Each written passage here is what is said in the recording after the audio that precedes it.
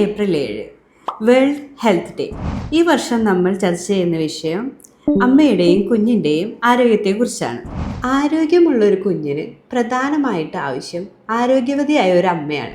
അമ്മയുടെ ആരോഗ്യം ഒരു ഡിഫറെൻറ്റ് സ്റ്റേജസ് ആയിട്ടാണ് നമ്മൾ ശ്രദ്ധിക്കേണ്ടത്.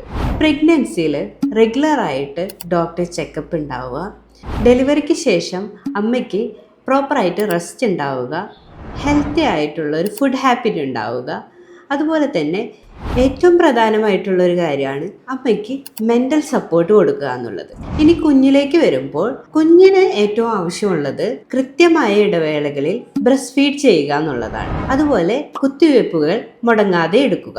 കുട്ടിയെ പ്രോപ്പറായിട്ടുള്ള ഒരു ഹൈജീനിക് അറ്റ്മോസ്ഫിയറിൽ വളർത്താൻ ശ്രമിക്കുക. ഇതെല്ലാമാണ് അമ്മയുടെയും കുഞ്ഞിൻ്റെയും ആരോഗ്യത്തിനായി നമ്മൾ ശ്രദ്ധിക്കേണ്ട മുഖ്യ ഘടകങ്ങൾ.